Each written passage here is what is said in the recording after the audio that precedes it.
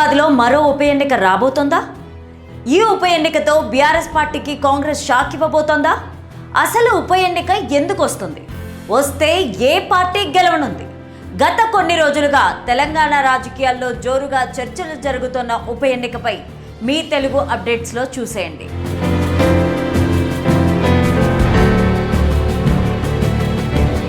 దశాబ్ద కాలం తర్వాత తెలంగాణలో అధికారంలోకి వచ్చిన కాంగ్రెస్ పార్టీకి ఎమ్మెల్యేల ఫిరాయింపు కేసు తలనొప్పిగా మారింది.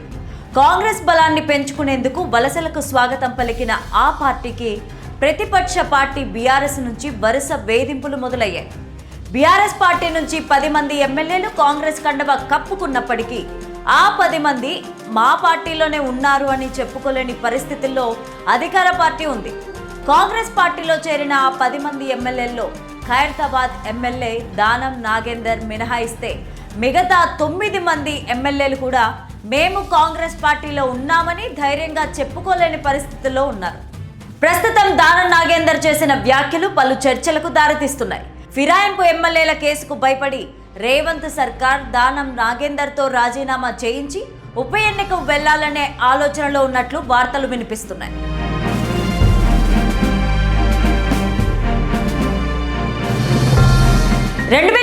ఎన్నికల్లో అధికారంలోకి వస్తే రైతులకు రుణమాఫీ చేస్తామని కాంగ్రెస్ నాయకులు హామీ ఇచ్చారు. అధికారంలోకి రాగానే ప్రతిపక్షాలు గగ్గోలు పెట్టడంతో ఒకేసారి రుణమాఫీ చేసి తీవ్ర ఆర్థిక సంక్షోభంలోకి రాష్ట్రాన్ని నెట్టి ఇబ్బందులు పడుతున్నామని కాంగ్రెస్ నాయకులు భావిస్తున్నారట. అందుకే ప్రతిపక్షాల బుట్టలో పడకుండా పావులు కదపాలని అధికార పార్టీ భావిస్తోంది. ఫిరాయింపు ఎమ్మెల్యేల కేసుపై ఇప్పటికే సుప్రీంకోర్టు ఆగ్రహం వ్యక్తం చేసింది. 10 మంది ఎమ్మెల్యేలను విచారించి నివేదిక అందించాలని స్పీకర్ను ఆదేశించింది. 2023లో బీఆర్ఎస్ పార్టీ నుంచి గెలిచి కాంగ్రెస్ పార్టీలో చేరిన దానం నాగేందర్ ఎంపీ ఎన్నికల్లో కాంగ్రెస్ తరపున పోటీ చేసి ఓడిపోయారు. 10 మంది ఎమ్మెల్యేలలో దానం ఎన్నిక మాత్రం రద్దయ్యే అవకాశాలు ఎక్కువగా కనిపిస్తున్నాయి. అందులో భాగంగానే ప్రతిపక్ష పార్టీ బీఆర్ఎస్కు షాక్ ఇచ్చేందుకు రేవంత్ సర్కార్ రెడీ అవుతున్నట్టు తెలుస్తోంది. దానం నాగేందర్ను రాజీనామా చేయించి ఉప ఎన్నికలకు వెళ్లడం పైన ఢిల్లీ పెద్దలతో చర్చలు జరుగుతున్నాయని సమాచారం.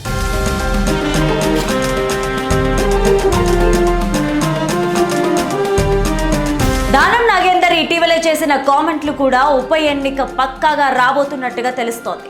కాంగ్రెస్ పార్టీలో చేరిన ఎమ్మెల్యేల్లో మిగతా వారు ఎక్కడున్నారో తెలియదు కానీ తాను మాత్రం కాంగ్రెస్ పార్టీలో ఉన్నానని తెగేసి చెప్పారు. దీంతో ఖైరతాబాద్లో ఉప ఎన్నిక రాబోతుందని అంతా అనుకుంటున్నారు. గ్రేటర్లో జరిగిన జూబ్లీహిల్స్ ఎన్నికల్లో కాంగ్రెస్ పార్టీ విజయం సాధించడంతో బలం చేకూరినట్టయింది. దానం నాగేందర్ సైతం పార్టీ క్యాడర్తో చర్చలు జరిపి ఉప ఎన్నికకు వెళ్లేందుకు సిద్ధమవుతున్నారని ధీమా వ్యక్తం చేశారు. స్థానికంగా పట్టుండడంతో ఉప ఎన్నికలు వచ్చినా గెలుపు ఖాయమని దానం భావిస్తున్నారు. అందులో భాగంగానే ధైర్యంగా తాను కాంగ్రెస్ పార్టీలో ఉన్నానని చెబుతున్నారని రాజకీయ వర్గాల్లో చర్చ నడుస్తోంది. ఖైరతాబాద్ ఉప ఎన్నిక రాబోతున్నట్లు వార్తలు బయటికి రావడంతో బీఆర్ఎస్ పార్టీ సైతం సిద్ధమవుతోంది. ఇప్పటికే వర్కింగ్ ప్రెసిడెంట్ కేటీఆర్ పార్టీ నేతలు కార్యకర్తలతో చర్చలు జరిపారు. దివంగత మాజీ ఎమ్మెల్యే పి జనార్దన్ రెడ్డి కుమారుడు పి విష్ణువర్ధన్ రెడ్డిని బరిలోకి దించాలని భావిస్తున్నారట. బీజేపీ నాయకులు సైతం గ్రేటర్లో పట్టు సాధించేందుకు గట్టి ప్లాన్ వేస్తున్నారు. సికింద్రాబాద్ ఎంపీగా పోటీ చేసిన దానం నాగేందర్ను ఓడించి కిషన్ రెడ్డి గెలిచారు. అలాగే ఉప ఎన్నికలు వస్తే మళ్లీ దానంను ఓడించాలని బీజేపీ నాయకులు ప్లాన్ చేస్తున్నారట. ఉప ఎన్నికల్లో పోటీ చేసేందుకు కొత్త వారికి అవకాశం ఇచ్చి పార్టీ బలాన్ని పెంచుకోవాలని బీజేపీ పెద్దలు అనుకుంటున్నట్లు సమాచారం అందుతోంది. దానం నాగేందర్ లోకల్ గా పట్టు ఉన్న నేత. ఇప్పటికే ఖైరతాబాద్ నుంచి 3 సార్లు ఎమ్మెల్యేగా గెలిచిన అనుభవం ఉండడంతో ఆయన గెలుపు ఖాయంగా కాంగ్రెస్ నాయకులు భావిస్తున్నారు.